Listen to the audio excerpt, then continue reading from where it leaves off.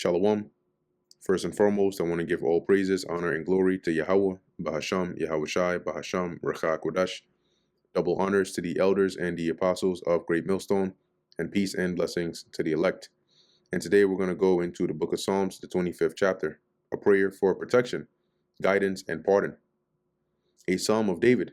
Unto thee, O Yahweh, do I lift up my soul. O my God, I trust in thee. Let me not be ashamed. Let not mine enemies triumph over me.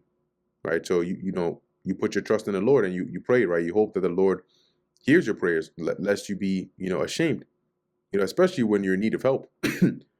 So he says, let not mine enemies triumph over me. Don't let them get the victory over me, but rather defend me, deliver me over them. Yea, let none that wait on thee be ashamed, right? Those that wait on the Lord, they trust on him. That's why they wait, right? Because they trust that the Lord that they're waiting on can deliver them, right? Let them be ashamed which transgress without cause. So rather, let those that transgress be ashamed, not those that wait upon you. Shew me thy ways, O Lord, teach me thy paths, right? The correct paths, the ways that are pleasing unto you. Lead me in thy truth and teach me, for thou art the God of my salvation. Okay? And the Lord is doing that for us now, right? He's leading us in his truth.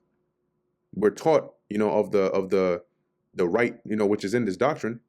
Okay, but the correct ways to know the Lord, right? His paths. For thou art the God of my salvation. On thee do I wait all the day. Remember, O Yahweh, thy tender mercies and thy loving kindness, for they have been ever of old. Right? And you can go into many scriptures to see that. The loving kindness and mercy the Lord has showed us from the time of old. Okay, from the very beginning. And as David is saying here, remember that, Lord, and keep on showing it forth unto us. Remember not the sins of my youth, nor my transgressions. According to thy mercy, remember thou me for thy goodness' sake, O Lord. See, so put by my sins. Don't let those come into your mind. Okay, but in mercy, remember me. Whenever I call upon you, whenever I'm in need, remember me for your goodness' sake, not for my sake. Because if you were to look at my track record, Lord, that's not really going to work towards my benefit. So, for your mercy's sake, good and upright is the Lord Yahweh. Therefore will he teach sinners in the way. Okay, and these are because at one point we were all sinners, right? The scriptures say all have was it sinned? All have, Romans 3:23. For all have sinned and come short of the glory of God. So who are the sinners that are taught? It says the Lord is good and does what is right. He shows the proper path to those who go astray. And who were the sinners that were taught in the way? Us. Okay, the remnant.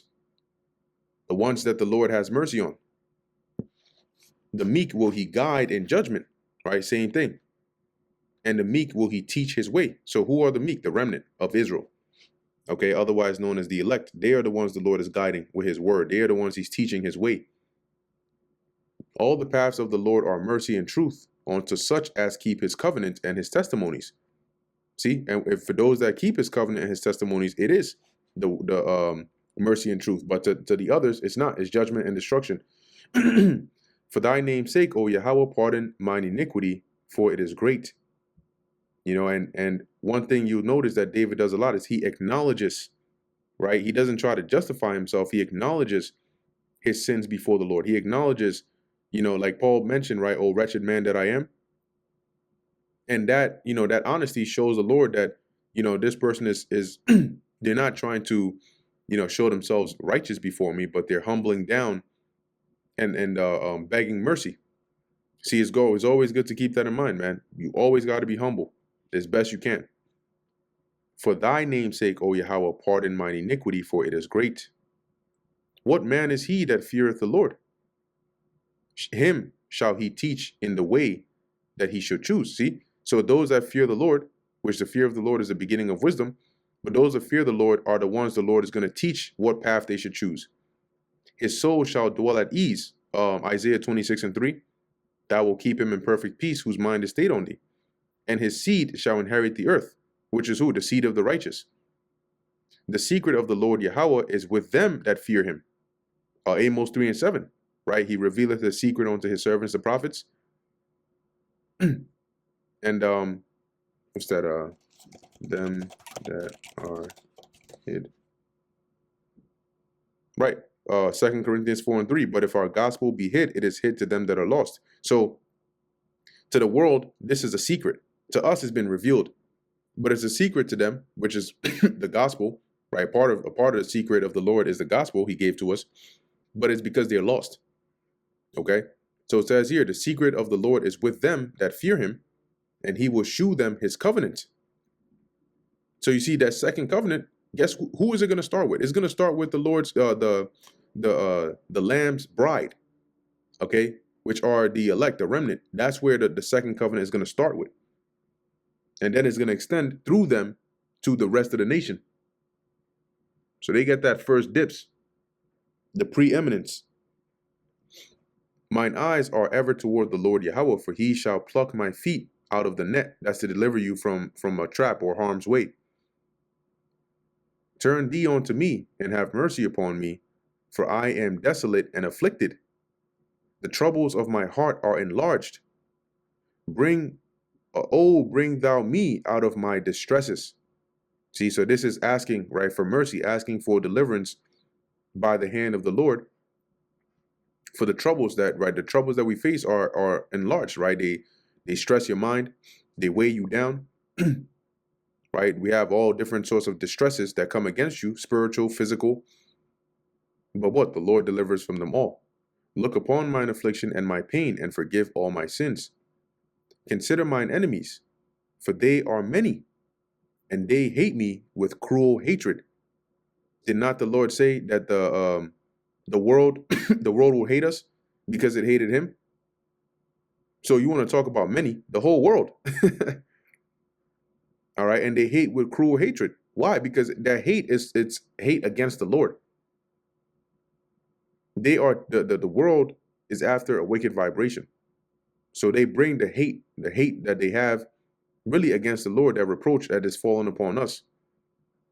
Oh, keep my soul and deliver me. Let me not be ashamed, for I put my trust in thee. You see, and that's our hope. And that's going to be the case, right? The Lord is going to make our boldness manifest. We're not going to be ashamed for putting our trust in the Lord.